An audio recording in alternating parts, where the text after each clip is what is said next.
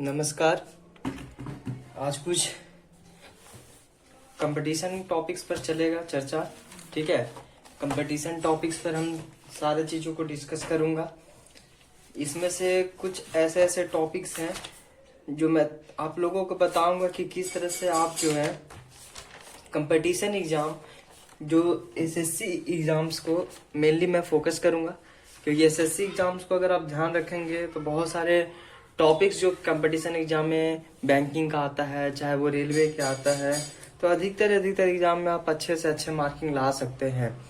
तो मैं इस चीज़ पर चर्चा करूंगा।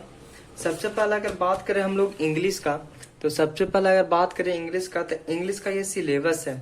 अगर ये सारे टॉपिक्स जो मैं बता रहा हूँ, सारे टॉपिक्स अगर आप खत्म करते हैं तो मैं आपसे यह कहूँगा कि आप कोई भी कंपटीशन एग्जाम हो, चाहे वो एसएससी का सीजीएल एग्जाम हो जो हाईएस्ट पद पर होता है, इनकम टैक्स ऑफिसर होता है, ये सब आप अच्छे से क्लियर कर लोगे। चाहे वो रेलवे हो, चाहे वो बहुत सारे चीज़ों को। मैंने इसके पीछे वीडियो में भी बताया कि इंग्लिश और कंप्यूटर ये बहुत फोकस करवाता है। कंप्यूटर जो है आज के आने वाले डेट में लागू हो जाएगा और कंपलसरी हो जाएगा, और इंग्लिश भी कंपलसरी हो जाएगा ही, चाहे वो कोई भी स्टेट बोर्ड हो। ठीक है, इस बात को आप ध्यान रखो, आप मार्क कर लो। मैथ जो है, मैं तो आप जानते ही हो कि जनरल मैथ सब में पूछा जाता है, अर्थमेटिक मैथ सब में पूछा जाता है, ट्रिक वाइज पूछा जाता है। किस क्वेश्चन को कम समय में कैसे हम डील करेंगे उस चीज़ को पूछा जाता है। तो मैं धीरे धीरे बता रहा हूँ।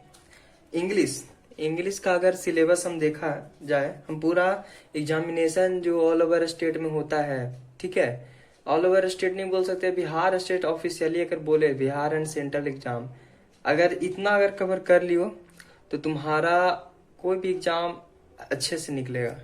जैसे ग्रामर का सिलेबस है, सबसे पहला है वर्ड फॉर्मेशन। सबसे पहला क्या है? Word formation.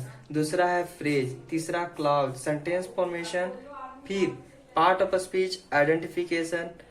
मतलब कहने का अर्थ है कि पार्ट ऑफ स्पीच जैसे नाउन होते हैं, प्रोनाउन होते हैं, एडजेक्टिव होते हैं, वर्ब होते हैं, वहां पर एरर दे दिया जाएगा और बहुत सारे रूल्स हैं, उसको याद करना होगा और उससे प्रैक्टिस करना होगा। प्रैक्टिस जितना ज्यादा करोगे उतना फायदा ही तुम्हें होगा। नाउन हो गया, प्रोनाउन, डिटरमाइनर, अब ये फुल डिस्क्रिप्शन में पढ़ेंगे।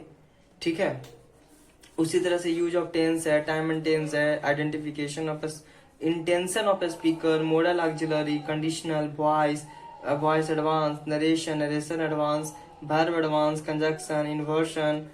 ठीक है, एडवर्ब और एडजेक्टिव, ये दो वर्ड आते हैं, एडजेक्टिव और एक वर्ड है एडवर्ब।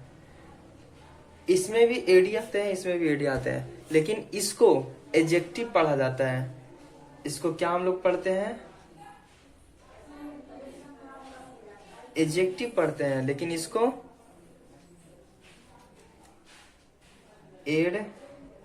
एडवर्ब पढ़ते हैं। इसको क्या पढ़ते हैं? एडवर्ब पढ़ते हैं। ठीक है, यानी इसमें ड यूज होता है, इसमें ड यूज नहीं होता है। इसको हम लोग क्या बोलते हैं? एडजेक्टिव। क्या बोलते हैं? एडजेक्टिव।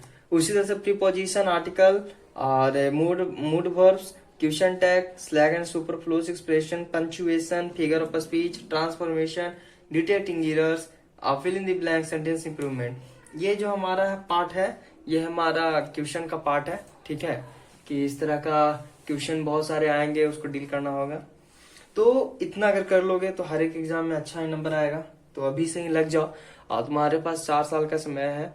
ठीक है, तो 4 साल में इतना सारा टॉपिक कवर हो जाएगा। बहुत बड़ी चीज नहीं है 4 साल में कवर करना, और तुम कर सकते हो, बस तुम करना नहीं चाहते हो, यही तुम्हारे में कमी है। तुम जिस दिन शुरू हो जाओगे, दुनिया तुम भूल जाओगे कि दुनिया में क्या हो रहा है, क्या नहीं हो रहा है। तुम्हारा बस दिमाग और दिल यही कहेगा कि हमको ये करना है जो बताया गया है। ठीक है, इस बात को समझो। पार्ट भी है वोकैबुलरी। इंग्लिश में ही वोकैबुलरी आज में 30% का वेटेज उठाता है। वोकैबुलरी जो है 30% से 40% का वेटेज उठाता है इंग्लिश में। बहुत वोकैबुलरी है, किसी का सिनोनिम्स है, किसी का एंटोनिम्स है, उसका वर्ड मीनिंग का सिमिलर वर्ड्स क्या आएगा, बहुत तरह के हैं। जैसे synonyms, antonyms, idioms and phrase, one word substitution, phrasal and verb, spelling, root words, confusable words, confuse करने वाला वर्ड्स आता है, न्यूज़पेपर वोकेबलरी, जो न्यूज़पेपर में वोकेबलरी यूज होता है, इतना कर लोगे हो जाएगा। पार्ट सी आता है कंप्रीहेंशन, ये भी 20 से 30% जरूर उठाता है कंप्रीहेंशन, क्योंकि आज के समय में कंप्रीहेंशन हर कोई पूछता है। जैसे अनसीन पैसेज, क्लोज टेस्ट, पारा jumbles, fillers, sequence of events. Newspaper से भी हिंदू एडिटोरियल वोकेबलरी जो पीछे ही बताया, न्यूज़पेपर ग्रामर, ठीक है, न्यूज़पेपर वोकेबलरी, न्यूज़पेपर कंप्रीहेंशन, ठीक है, इतने सारे चीज पूछेंगे। अब देखो क्या है, अब इसमें क्या है कि एग्जाम अगर अप्रोच करना है, एग्जाम में अगर क्या करना है, अप्रोच, यानी हमको सही से हमको एग्जाम को क्लियर करना है, तो तुमको टाइम मैनेजमेंट आना चाहिए, तुमको एग्जाम का टेक्निक आना चाहिए कि एग्जाम में हम कैसे करेंगे, और रियल मोटिवेशन होनी चाहिए, अंदर से मोटिवेशन, बाहर से मोटिवेशन नहीं। ये नहीं कि किसी का वीडियो देख लिए और वो वीडियो देखने के बाद तुमको बस कुछ देर का ही मोटिवेशन रहेगा, लेकिन असल में जो तुम्हारे अंदर में जो छुपा हुआ मोटिवेशन है, तुम्हारे अंदर में जो मजबूरियां हैं, तुम्हारे अंदर में जो बदलाव लाने की इच्छा है, वो अगर तुम अपने आप से बात करोगे किसी दिन भी अगर तुम अपने आप से बात करोगे अकेले में कि हम कौन हैं, हम क्या करना चाहते हैं, हमारा क्या गोल है, हमारा क्या अप्रोच होना चाहिए, हम आगे जिंदगी में क्या क्या कर सकते हैं, हम कैसे पैसा कमा सकते हैं, चाहे वो किसी भी चीज में हो, ठीक है, हम कैसे यूट्यूब पर आगे बढ़ सकते हैं, हम कैसे इस एग्जाम को क्वालिफाई कर सकते हैं, हम कैसे यूपीएससी क्लियर कर सकते हैं, आईएएस बन सकते हैं, आईपीएस बन सकते हैं, हम कैसे बीपीएससी क्लियर कर सकते हैं, हम कैसे एसएससी सीजीएल क्लियर करना चाहते हैं। तो ये जो अंदर से मोटिवेशन आती है ना, वो तुम्हारे अंदर में ही आती है, अब वो तुम ही कर सकते हो। वो वीडियो देखने के बाद हमें भी याद है, ठीक है, लगभग 10th क्लास में मैं था, 10th या 11th में था शायद, तो मैं खूब वीडियो देखता था, खूब मोटिवेशन का, इच्छा शक्ति बहुत अंदर से जागती थी कि मुझे कुछ करना है, कुछ करना है, बट उसको देखने के बाद फिर मैं ठंडा पड़ जाता था, फिर नहीं हो पाता था। तो धीरे धीरे हैबिट डालो। अगर हमारी शक्ति 50 क्वेश्चन याद करने की नहीं है तो हम 10 याद करेंगे, फिर 2 एक्स्ट्रा, अगला दिन 12 याद करेंगे, 14 याद करेंगे, 16 याद करेंगे, फिर अगला दिन, ऐसे करते करते 50 जब पहुंच जाओगे तो 20 दिन तक, 21 दिन तक एकदम पूरी तरह से 50 याद करो, तुमको हैबिट बन जाएगा। और जितना ज्यादा क्वेश्चन तुम डिफेंड करोगे उतना ज्यादा तुमको अच्छा से अच्छा नंबर गेन होगा। ये तुम्हारा हो गया इंग्लिश में। इंग्लिश में क्या हुआ कि इंग्लिश का जो सिलेबस है बहुत ज्यादा जरूरी है एसएससी सीजीएल में, और बहुत क्वेश्चन पूछा जाता है, अंदर से क्वेश्चन पूछता है। जैसे एक क्वेश्चन है, ध्यान से पढ़ना, ठीक है, एक क्वेश्चन है, bring me a glass of water. अब ये हमेशा पढ़ते भी आया होगा, bring me a glass of water, मुझे आप एक गिलास पानी दे, ठीक है। ग्लास ऑफ वाटर होता है नहीं, वाटर होता है नहीं, वाटर क्या होता है, वाटर में bring me a glass of water, ठीक है। तो कहने का अर्थ है कि इसमें ये हमारा वर्ब है, ये हमारा क्या है, bring me a glass of water, ठीक है। मी क्या हो जाएगा, मी हमारा हो जाएगा एडजेक्टिव हो जाएगा, ठीक है, या आप प्रोनाउन बोल दो। ए क्या हो जाएगा, आर्टिकल, ग्लास क्या हो जाएगा, ऑब्जेक्ट या नाउन, वाटर क्या हो जाएगा, नाउन हो जाएगा, ऑफ क्या हो जाएगा, प्रीपोजिशन हो जाएगा।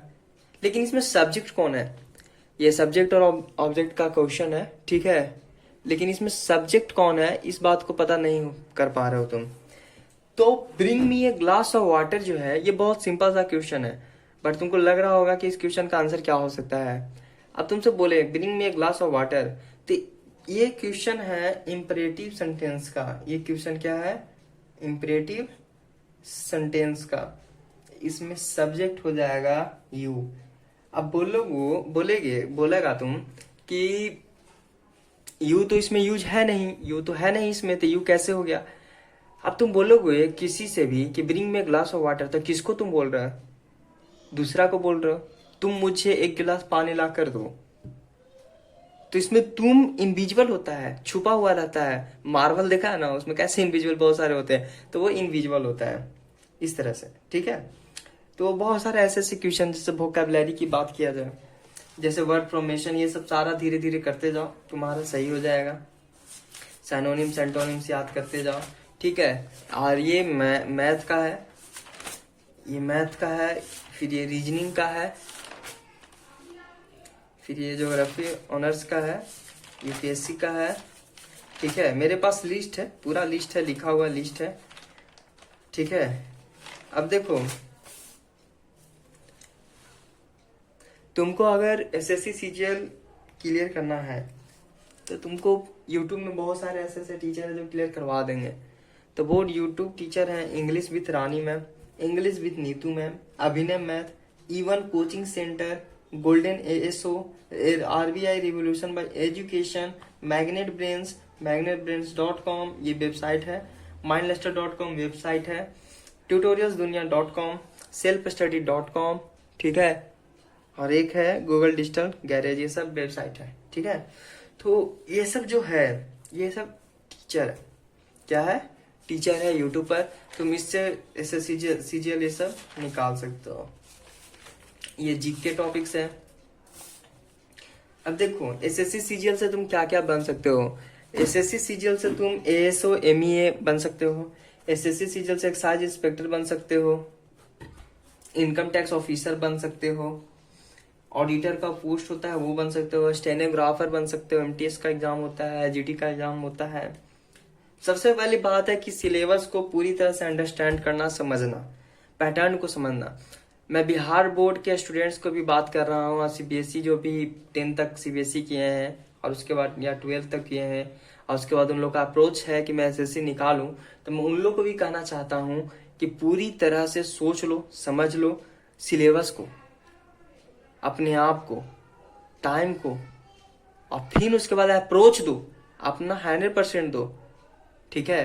तो जरूर एग्जाम निकलेगा, ठीक है। भीड़ में देखो 1000 बच्चा भीड़ में होगा, लेकिन तुम अगर सही से अप्रोच दोगे, अपना टाइम मैनेजमेंट करोगे, जरूर निकलेगा। तो एसएससी सीजीएल में सिलेबस है, मैथ है, इंग्लिश है, रीजनिंग है, जीके है और जीएस है। एसएससी सीजीएल का एग्जाम का पैटर्न है कि प्रीलिम होगा, टायर 1 जिसको बोलते हैं, प्रीलिम्स होगा, ठीक है। तो मैथ 50 नंबर का, इंग्लिश 50 नंबर का, रीजनिंग 50 और जीके और ये सीए का कंप्यूटर कुछ एप्लीकेशन होगा या कुछ होगा 50 नंबर का, टोटल 200 नंबर्स का है। मेंस में ये सिर्फ मेरिट बनाता है, मेंस में 390 है। मेरिट मतलब कहने का अर्थ है जो काउंट होता है, अब मेरिट वो नहीं जो काउंट नहीं होता है। तो मेरिट काउंट होता है मेंस एग्जाम में। प्रीलिम्स एग्जाम क्वालिफाइंग होता है, जिससे तुम चयनित हो गया कि हाँ, भीड़ हटाने के लिए ही प्रीलिम्स का जन्म हुआ है प्रीलिम्स का जन्म हुआ है भीड़ को हटाने के लिए। हर एक एग्जाम में प्रीलिम्स मेंस कर दिया है। तो मेंस का एग्जाम 390 मार्क्स का होता है, मतलब 390 मार्क्स नहीं होता है, कहने का अर्थ यही है कि 390 मार्क्स का होता है टोटल। तो हमको उसमें कितना चाहिए, हमको उसमें 340 मार्क्स आएगा ना, तो पक्का है कि इससे ज्यादा नहीं है कट ऑफ। यानी जो आइडियल माना जाता है मार्क्स वो है 340। 340 का अप्रोच लेके चलोगे तो 320 जरूर आएगा, 330 जरूर आएगा, 310 जरूर आएगा, और उसमें तुम्हारा सिलेक्शन पक्का है, कोई नहीं छाड़ सकता, ठीक है। टाइपिंग टेस्ट देखो, typing test easy, 27 word per minute, 1 minute में 27 वर्ड तुमको चाहिए। देखो इसमें टाइपिंग टेस्ट आ गया ना, हम कहा ना कि कंप्यूटर बहुत ज्यादा जरूरी है, तो 1 मिनट में 27 वर्ड का टाइपिंग बहुत ज्यादा जरूरी है, ये समझ लो बात को। प्री एग्जाम में 200 अगर मार्क्स का है तो इसमें तुम्हारा अप्रोच होना चाहिए 160 का। इसमें क्या अप्रोच होना चाहिए, 160 का, 160 जरूर आना चाहिए, तभी हो पाओगे, ठीक है। ये सब सारा हो गया। करंट अफेयर जनवरी 2030 से अभी तक, मतलब लास्ट 3 मंथ का जो करंट अफेयर है वो तुमको करना जरूरी है, इस बात को समझ लो। डेली रिवीजन करो, वोकैब जरूर पढ़ो, ठीक है। और बस इतना ही है। धीरे धीरे ये सब जो सारा क्वेश्चन है ना, बहुत क्वेश्चन मैं पढ़ाऊंगा, बहुत मैथ का क्वेश्चन मैं कराऊंगा, ठीक है। बहुत कुछ पढ़ कराऊंगा, चिंता नहीं करो। धीरे धीरे अपना हम सारा करते रहेंगे हम लोग, है ना। हम लोग को आगे बढ़ना है। 4 साल में हम लोग को कुछ ना कुछ आगे जरूर कुछ ना कुछ प्राप्त कर लेना है। मेरे साथ रहोगे तो आने वाला 4 साल तुम्हारा वो बेहतरीन दिन होगा जहां तुम भी कहीं ना कहीं पोस्ट पर होगे और हम भी कहीं ना कहीं पोस्ट पर होंगे। हमारा बस ये मोटिव है, मेरे साथ जुड़े रहो। और जिस तरह से मेरा जो अप्रोच है, जिस तरह से मेरा जो माइंडसेट है, जिस तरह से मेरा जो गोल्स है, कैसे करना है, किस तरह से उसको पाना है, मैं उसको बताऊंगा, मैं उसको शेयर करूंगा, ठीक है। और तुमको बस वही काम करना है, सरस्वती माता की एकदम जो है ना आशीर्वाद लेके हम लोग को एग्जाम में बैठना है। उसके पहले 100% का पढ़ाई का प्रिपरेशन होना चाहिए। जो जो मैं बताऊंगा, जिस जिस तरह से मैथ में सॉल्व करूंगा, सारा चीज ट्रिक बताऊंगा, वो सब अप्रोच करना है, क्वेश्चन लगाना है, मेरे साथ ही क्वेश्चन तुम लोगों को बनाना है, क्वेश्चन को डील करना है, जीएस को पढ़ना है, जीएस को याद करना है। तो आने वाला 4 साल हमारा बेहतरीन साल होगा। आने वाला 1 साल में एसएससी सीजीएल का सारा जो भी टॉपिक्स है हम लोग क्लियर करेंगे, फिर उसके अगला साल बीपीएससी पर लग जाएंगे, ठीक है। और पीछे जो भी है वो हमेशा हम लोगों को रिवीजन करते रहना है और मजा आएगा। 4 साल का हम लोग का जो जर्नी है ना कहीं आगे पहुंचा ही देना है। तो इसी बात से हम विराम देते हैं, ठीक है। और आई होप हम लोग कुछ अच्छा जगह पोजीशन पर जरूर जाएंगे, जरूर हम लोग कुछ ना कुछ अच्छा करेंगे, क्योंकि हम लोगों में जो आग है वो किसी और में नहीं है। हम लोग जो कर सकते हैं वो कोई और नहीं कर सकता। तुम कर सकते हो। तुम्हारे फैमिली में अगर कोई भी परेशानी है, पैसा से रिलेटेड कुछ भी प्रॉब्लम है, तो उस प्रॉब्लम को फेस करना सीखो। ये हम लोगों को बताएगा कंपटीशन एग्जाम, कैसे हम लोग बड़ा बड़ा क्वेश्चन को हम लोग कम समय में खत्म करें, ठीक है। और अभी के समय में वही आगे है जिसके पास पैसा है, जिसके पास पद है, जिसके पास पावर है। अगर पावर चाहते हो तो एसएससी सीजीएल बीपीएससी यूपीएससी का फॉर्म जरूर फिल करो, ठीक है। ये सब चीज है, धीरे धीरे हम लोग बहुत कुछ सीखेंगे और यही सब है। अच्छा लगा वीडियो तो लाइक शेयर सब्सक्राइब जरूर करो और हम लोग कहीं ना कहीं जरूर आगे बढ़ेंगे, ठीक है। तो गुड बाय।